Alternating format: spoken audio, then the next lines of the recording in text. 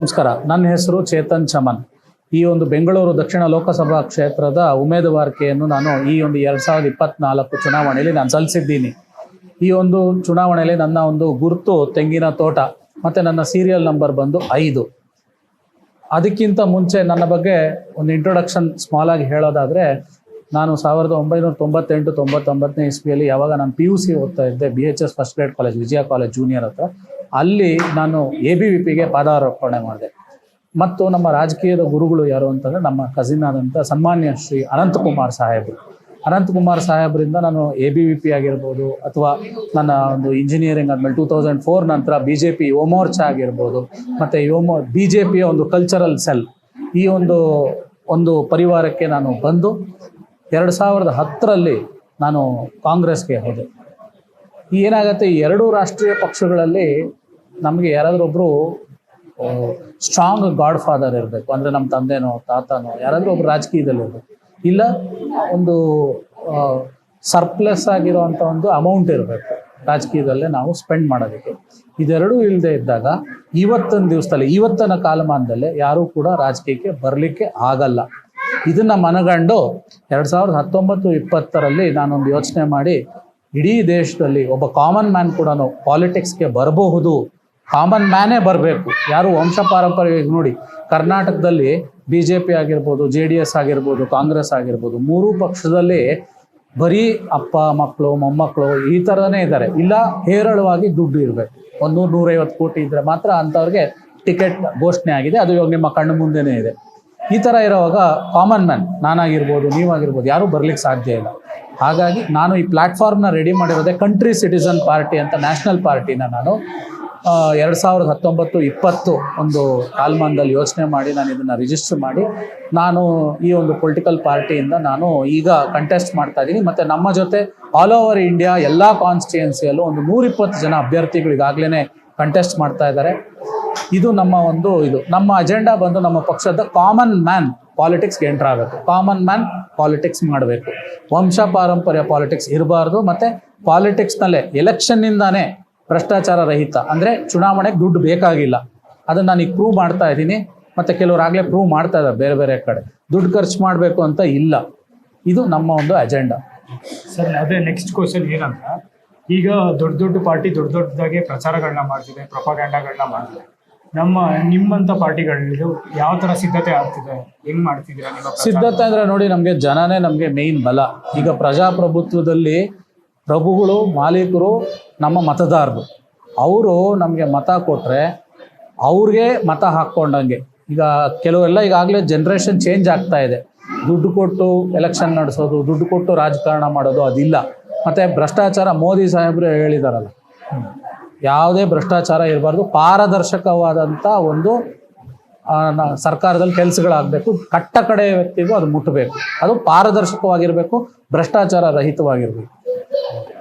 ಈಗ as A citizen ನಾನು ನಿಮ್ಗೆ ಯಾಕೆ ವೋಟ್ ಹಾಕಬೇಕು ಅಂತ ಕೇಳಿದ್ರೆ, ಸರ್, ಯಾಕೆ ಸಿಟಿಸನ್ ಆಗಿ ನೀವು ನನಗೆ ವೋಟ್ ಹಾಕಬೇಕು ಅಂದರೆ, ನೋಡಿ, ನಮ್ಮ ಒಂದು ಅಜೆಂಡಾ ಇರೋದು ಭ್ರಷ್ಟಾಚಾರ ರಹಿತ. ಎಲ್ಲರೂ ಅದನ್ನೇ ಹೇಳ್ತಾರೆ, ಬಟ್ ಯಾರು ಮಾಡ್ತಾರೆ ಅನ್ನೋದನ್ನು ನೀವು ಯೋಚನೆ ಮಾಡಬೇಕಾಗತ್ತೆ.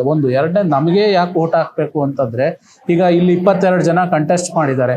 22 ಜನರಲ್ಲೂ ಅವ್ರವ್ರದ್ದೇ ಕ್ವಾಲಿಟೀಸ್ ಇರುತ್ತೆ. ನಾನು ಯಾರು ಹೆಚ್ಚು ಯಾರು ಕಡಿಮೆ ಅಂತ ನಾನು ಅಬ್ಜೆಕ್ಷನ್ ಮಾಡೋಕ್ಕೆ ಹೋಗಲ್ಲ. ನಾವಿಲ್ಲಿ ಬಂದಿರೋದು, ನಾನು ಎಲೆಕ್ಷನಲ್ಲಿ ನಿಂತು ನಾನು ಗೆದ್ದು ಜನಕ್ಕೆ ಸಮಾಜ ಸೇವೆ ಮಾಡೋದಕ್ಕೆ. ನೀವು ಸರಿನಾ, ನೀವು ತಪ್ಪ, ಅವ್ನು ಸರಿನಾ ಅಂತ ನಾನು ಹೇಳಲಿಕ್ಕೆ ಬರೋದಿಲ್ಲ. ಹಾಗಾಗಿ ನನಗೆ ಯಾಕೆ ವೋಟ್ ಕೊಡಬೇಕು ಅಂದರೆ, ನಾನು 25 ವರ್ಷದಲ್ಲಿ ರಾಜಕೀಯ ಮಾಡ್ಕೊಂಡು ಬಂದಿದ್ದೀನಿ. 2 ರಾಷ್ಟ್ರೀಯ ಪಕ್ಷದಲ್ಲಿ ನಾನು ಕೆಲಸ ಮಾಡಿದ್ದೀನಿ. ನಾನು BA ಮೆಕ್ಯಾನಿಕಲ್ ಇಂಜಿನಿಯರ್ ಆಗಿದ್ದೀನಿ. ಮತ್ತು ನನಗೆ ಅತೀವವಾದಂಥ ಅಭಿವೃದ್ಧಿ ಕಾರ್ಯ ಮಾಡೋದಕ್ಕೆ ನನಗೆ ಒಂದು ವಿಷನ್ ಇದೆ ಮತ್ತು ಎಕ್ಸ್ಪೀರಿಯನ್ಸ್ ಇದೆ. ಮತ್ತು ನಾನು ಹಲವಾರು ನಿಗಮ ಮಂಡಳಿಗಳಲ್ಲಿ ನಾನು ಬೋರ್ಡ್ ಆಫ್ ಡೈರೆಕ್ಟರ್ ಆಗಿದ್ದೆ, ಮೆಂಬರ್ ಆಗಿದ್ದೆ. ಮತ್ತು 2 ರಾಷ್ಟ್ರೀಯ ಪಕ್ಷಗಳಲ್ಲಿ ನಾನು ಬಹಳ ಪ್ರಮುಖವಾದಂಥ ಸ್ಥಾನಗಳಲ್ಲಿ ಅನುಭವ ಹೊಂದಿದ್ದೀನಿ. ಸೊ ಸಮಾಜದಲ್ಲೇ ಯಾವ ಥರ ಕೆಲಸ ಆಗಬೇಕು, ಸರ್ಕಾರದಿಂದ ಜನಕ್ಕೆ ಮುಟ್ಟಿಸ್ಬೇಕು ಅಂದರೆ ಯೋಜನೆಗಳು 64 ಯೋಜನೆಗಳಿದೆ. ಇದು ಎಲ್ಲರಿಗೂ ಗೊತ್ತಿದೆಯೋ ಇಲ್ವೋ ಗೊತ್ತಿಲ್ಲ. ನಾನು ಹೇಳ್ತಾ ಇದ್ದೀನಿ, 64 ಯೋಜನೆಗಳಿದೆ, 64 ಡಿಪಾರ್ಟ್ಮೆಂಟ್ಸ್, 64 ಪ್ರೋಗ್ರಾಮ್ಸ್ ಇದೆ. ಅದಷ್ಟೂ ಜನಕ್ಕೆ ತಲುಪಿಸ್ಬೇಕು. ಆ ತಲುಪಿಸೋವಾಗ ಯಾವುದೇ ಥರದ ಮೀಡಿಯೇಟರ್ ಇರಬಾರ್ದು, ಯಾವುದೇ ಥರದ ಭ್ರಷ್ಟಾಚಾರ ಇರಬಾರ್ದು ಅಂತ ನಾನು ಹೇಳಲಿಕ್ಕೆ ಇಷ್ಟಪಡ್ತೀನಿ. ಈ ಒಂದು ಕಾರಣಕ್ಕೆ ನೀವು ನನಗೆ ವೋಟ್ ಹಾಕಬೇಕು. ಈಗ ಯೂತ್ಸ್ಗೆ, ಫಸ್ಟ್ ಟೈಮ್ ವೋಟರ್ಸ್ಗೆ, ಮತ್ತು ಅದೇ ಈ ಕಾನ್ಸ್ಟಿಟ್ಯೂನ್ಸಿ ಕಂಪ್ಲೀಟು ಬೆಂಗಳೂರು ಸೌತ್ ಅವ್ರಿಗೆ, ನೀವು ಆ ಸಿಟಿಸನ್ಗೆ ಏನಾದರೂ ಹೇಳೋದಿದ್ರೆ ನೋಡಿ ಸರ್, ನಾನು ಫಸ್ಟ್ ಆಫ್ ಆಲ್ ನಾನು ಯಾರು 18 ವರ್ಷ ತುಂಬಿ ಈ ಸರ್ತಿ ವೋಟ್ ಹಾಕ್ತಾ ಇದ್ದಾರೆ ಅವ್ರಿಗೆಲ್ಲ ನಾನು ಅಭಿನಂದನೆ ಸಲ್ಲಿಸ್ತಾ ಇದ್ದೀನಿ ಮತ್ತು I congratulate them wholeheartedly. Because ಈ 18 to 25 ಯಾರು ಇವಾಗ ಪಾದಾರ್ಪಣೆ ಮಾಡಿ ಮೊದಲನೇ ಸರ್ತಿ ವೋಟ್ ಹಾಕ್ತಾ ಇದ್ದಾರಲ್ಲ, ಅವರೇ ನಮ್ಮ ದೇಶ ಕಟ್ಟೋದು, ಅವರೇ ನಮ್ಮ ಫೌಂಡೇಶನ್ಸ್ ಆಫ್ ದಿ ಕಂಟ್ರಿ, ಡೆಮಾಕ್ರಸಿಯ ಪಿಲ್ಲರ್ಸ್ ಅವರು ನಿರ್ಧಾರ ಮಾಡ್ತು ಅಂತಂದರೆ ಪ್ರಧಾನ ಮಂತ್ರಿನ ಝೀರೋ ಮಾಡ್ಬೋದು ಅಥವಾ ಝೀರೋ ಆಗಿರೋರನ್ನ ಪ್ರಧಾನ ಮಂತ್ರಿ ಮಾಡಿರ್ಬೋದು. ಅದಕ್ಕಾಗಿ ನಾನು ಹೇಳೋದೇನು ಅಂತಂದರೆ, ಯಾರು 18 years ವೋಟರ್ಸ್ ಇದ್ದಾರೆ ಅವರು ಭಾಳ ಯೋಚನೆ ಮಾಡಬೇಕು.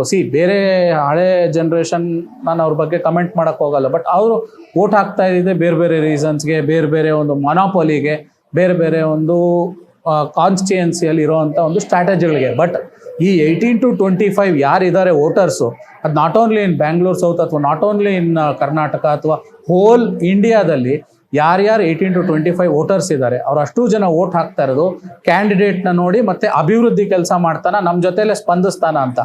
ನಾನು ಇವತ್ತು ಎಲೆಕ್ಷನ್ ಕಳ್ಕೊಂಡು ಫೋನ್ ಆಫ್ ಮಾಡ್ಕೊಂಡು ಕೂತ್ಕೊಂಡ್ರೆ that is not A politics. ಆ ಥರದವ್ರಿಗೆ ವೋಟ್ ಹಾಕಬಾರ್ದು. ಸೊ ಈ 18 to 25 ಈ ಥರ ಆಲೋಚನೆಯಲ್ಲಿದ್ದಾರೆ.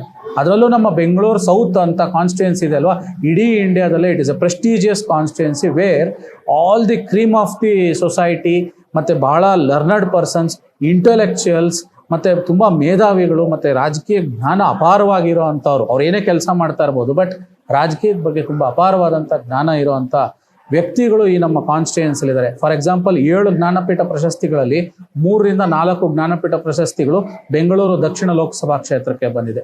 ಯಾವುದೇ ಥರದ ಧಾರಾವಾಹಿ ಕಲಾವಿದರು ಇರ್ಬೋದು, ಚಲನಚಿತ್ರ ಕಲಾವಿದರು ಇರ್ಬೋದು, ರೈಟರ್ಸ್, ಡೈರೆಕ್ಟರ್ಸ್, ಪ್ರೊಡ್ಯೂಸರ್ಸ್ ಮತ್ತು ಸಾಹಿತಿಗಳು, ಕವಿಗಳು ಅಷ್ಟೇ ಯಾಕೆ ನಮ್ಮ ಕನ್ನಡ ಸಾಹಿತ್ಯ ಪರಿಷತ್ ಇರೋದು ನಮ್ಮ ಬೆಂಗಳೂರು ದಕ್ಷಿಣದಲ್ಲಿ. ನಾನು ಇದೆಲ್ಲ ಯಾಕೆ ಹೇಳ್ತಾ ಇದ್ದೀನಿ ಅಂದರೆ, ನಮ್ಮ ಬೆಂಗಳೂರು ದಕ್ಷಿಣ ಲೋಕಸಭಾ ಕ್ಷೇತ್ರ ಇದೆಯಲ್ಲ, ಅದು ಅಸಾಮಾನ್ಯವಾದಂಥ ವಿಶೇಷವಾದಂಥ ಕಾನ್ಸ್ಟಿಟ್ಯೂನ್ಸಿ. ಇಲ್ಲಿ ಭಾಳ ಲರ್ನರ್ಡ್ ಪರ್ಸನ್ಸ್, ಲಿಟ್ರಸಿ ಲೆವೆಲ್ 99.2% ಇದೆ ನಮ್ಮ ಬೆಂಗಳೂರು ಸೌತ್ನಲ್ಲಿ. ಮತ್ತು ಎಷ್ಟೋ IT ಕಂಪನಿಗಳು ಎಷ್ಟೋ ಜನಕ್ಕೆ ಎಂಪ್ಲಾಯ್ಮೆಂಟ್ ಕೊಟ್ಟಿದೆ. ಮತ್ತು ಇಡೀ ಕರ್ನಾಟಕಕ್ಕೆ ಒಂಥರ ಇದು ಹಾರ್ಟ್ ಆಫ್ ದಿ ಕರ್ನಾಟಕ ಅಂತಂದರೆ ಹೇಳಿದ್ರೆ ತಪ್ಪಾಗಲಾರ್ದು. ಈ ಬೆಂಗಳೂರು ಸೆಂಟ್ರಲ್, ಮಹದೇವಪುರ ಎಲ್ಲ ಇದೆ, ಅಲ್ಲೂ ಸುಮಾರು IT ಫೀಲ್ಡ್ ಇದೆ. ಬಟ್ ಬೆಂಗಳೂರು ಸೌತಲ್ಲೇ ಪ್ರೆಸ್ಟೀಜಿಯಸ್ MNC ಕಂಪನಿಗಳಿದೆ. ಅದರಿಂದ 30,000 ಜನ 40,000 ಜನ ಕೆಲಸ ಮಾಡ್ತಾ ಇದ್ದಾರೆ.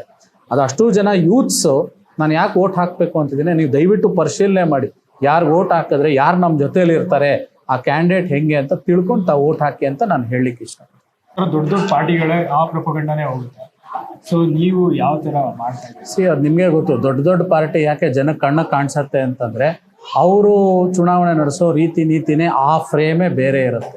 ಆ ಫ್ರೇಮ್ನಲ್ಲಿ ನಾನು ನಿಮ್ಗೆ ಆಗಲೇ ಹೇಳ್ದಂಗೆ ನಿಮಗೆ ಒಂದು DNA ಇರಬೇಕು, ಮತ್ತು ಒಂದು ವಿಟಮಿನ್ M ಅಂತ ಇರಬೇಕು. ಅದಿದ್ದಾಗ ಮಾತ್ರ ನಿಮಗೆ ಆ ದೊಡ್ಡ ದೊಡ್ಡ ಪಕ್ಷ. ಈಗ ಫಾರ್ ಎಕ್ಸಾಂಪಲ್ ನಾನು ನಿಮ್ಗೊಂದು ಉದಾಹರಣೆ ಕೊಡ್ತೀನಿ. ಆಮ್ ಆದ್ಮಿ ಪಾರ್ಟಿಯಲ್ಲಿ ಅವರು ಮೊನ್ನೆ ಪಂಜಾಬ್ ಆಗಿರ್ಬೋದು ಅಥವಾ ಡೆಲ್ಲಿಲಾಗಿರ್ಬೋದು, ಅವ್ರು ಯಾರಿಗೆ ಟಿಕೆಟ್ ಕೊಟ್ಟಿದ್ದಾರೆ? ಬರೀ ಅತ್ಯಂತ ಸಾಮಾನ್ಯ ವ್ಯಕ್ತಿಗೆ ಟಿಕೆಟ್ಗಳು ಕೊಟ್ಟಿದ್ದಾರೆ. ಆ ಥರ ಕಾಮನ್ ಮ್ಯಾನ್ ಪಾಲಿಟಿಕ್ಸ್ಗೆ ಬರಬೇಕು. ಮತ್ತು ಜನಸೇನಾ ಅಂತ ಒಂದು ಆಂಧ್ರದಲ್ಲಿ ಒಂದು ಹೊಸ ಪಕ್ಷ ಬಂದಿದೆ, ಪವನ್ ಕಲ್ಯಾಣ್ ಅವರು ಅಷ್ಟೇ ಕಟ್ಟ ಕಡೆಯ ವ್ಯಕ್ತಿ. ಯಾರೋ ತುಂಬ ಕಡಿಮೆ ಸ್ಥಿತಿಯಲ್ಲಿದ್ದಾರೆ ಸಮಾಜದಲ್ಲಿ, ಯಾರು ಶೋಷಣೆಗೆ ಒಳಗಾಗಿದ್ದಾರೆ, ಯಾರಿಗೆ ರಾಜಕೀಯದಲ್ಲಿ ಬಂದು ಜನಕ್ಕೆ ಅಭಿವೃದ್ಧಿ ಮಾಡಬೇಕು ಮತ್ತು ಜನರ ಸೇವೆ ಮಾಡಬೇಕು ಅಂತ ತುಡಿತಾ ಇದೆ, ಅಂಥವ್ರಿಗೆ ಪವನ್ ಕಲ್ಯಾಣ್ ಅವ್ರು ಜನಸೇನಾದಲ್ಲೇ ಟಿಕೆಟ್ ಕೊಟ್ಟಿದ್ದಾರೆ. ಸೊ ಅವ್ರಿಗೇನಾಗುತ್ತೆ, ಅವ್ರಿಗೆ ಫೈನಾನ್ಷಿಯಲ್ ಒಂದು ಸಪೋರ್ಟ್ ಇಲ್ಲದೆ ಇರ್ಬೋದು, ಅಥವಾ ಒಂದು ಫ್ಯಾಮಿಲಿ ಅಥವಾ ಪೊಲಿಟಿಕಲ್ ಎಕ್ಸ್ಪೀರಿಯನ್ಸ್ ಅಥವಾ ಯಾರಾದರೂ ಅವ್ರ ಮನೇಲಿ ಇಲ್ಲದೆ ಇರ್ಬೋದು, but they are really A very good administrators. ಅಂಥವ್ರಿಗೆ ಅವಕಾಶ ಕೊಡಬೇಕು. ನೀವು ಯೂತ್ಗೆ ಏನು ಹೇಳೋದಕ್ಕೆ ಇಷ್ಟಪಡ್ತೀರಾ? ಅಂದರೆ ನಿಮಗೆ ತುಂಬ ಎಕ್ಸ್ಪೀರಿಯನ್ಸ್ ಇರುತ್ತೆ, ಸೀನಿಯರ್ ಸಿಟಿಸನ್ ನೀವು. ಈಗಿನ ನಿಮ್ಮ ಕಾಲದಲ್ಲಿ ಬೇರೆ ಥರ ಇತ್ತು ವೋಟಿಂಗ್ ಎಲ್ಲ. ಈಗ ವೋಟಿಂಗ್ ಬಗ್ಗೆ ನೀವೇನು ಹೇಳ್ತೀರಾ? ಯೂತ್ಗೆ ಏನು ಹೇಳ್ತೀರಾ? ಯಾವ ರೀತಿ ವೋಟ್ ಮಾಡಬೇಕು ಅಂತ ಹೇಳ್ತೀರಾ? ಈಗಿನ ಯೂತ್ಸ್ಗಳೆಲ್ಲರೂ ಈಗಿನ ಅಭಿವೃದ್ಧಿ ಕಾರ್ಯಗಳನ್ನು ಗಣನೆಗೆ ತಗೊಂಡು ಒಂದಿನ ನಿರುದ್ಯೋಗ ಸಮಸ್ಯೆನ ಪರಿಹಾರಕ್ಕೆ ಏನು ಅವರು ಯೋಜನೆಗಳು ಹಾಕ್ಕೊಂಡಿದ್ದಾರೋ ಅದನ್ನು ಅವರೇ ತಲುಪಿಸೋವಂಥ ವ್ಯವಸ್ಥೆ ಅವ್ರು ಮಾಡ್ತೀವಿ ಅಂತ ಭರವಸೆ ಕೊಡ್ತಾ ಇರೋದ್ರಿಂದ ಈಗಿನ 18 ವರ್ಷ ಮೇಲ್ಪಟ್ಟವ್ರು ಯಾರು ಫಸ್ಟ್ ಟೈಮ್ ವೋಟರ್ಸ್ ಮಾಡ್ತಿದ್ದಾರೆ ಅವರೆಲ್ಲ ಯೋಚನೆ ಮಾಡಿ ಯಾರ ವ್ಯಕ್ತಿ ನೋಡಿಕೊಂಡು ವೋಟ್ ಮಾಡಿದ್ರೆ ಅದು ಸೂಕ್ತವಾಗಿ ಕಾಣುತ್ತೆ ಅಂತ ನಮ್ಮ ಅಭಿಪ್ರಾಯ. Okay, thank you. ಅಷ್ಟೇ ಸರ್, ಅದೇ ನಿಮ್ಗೆ all the best. Thank you.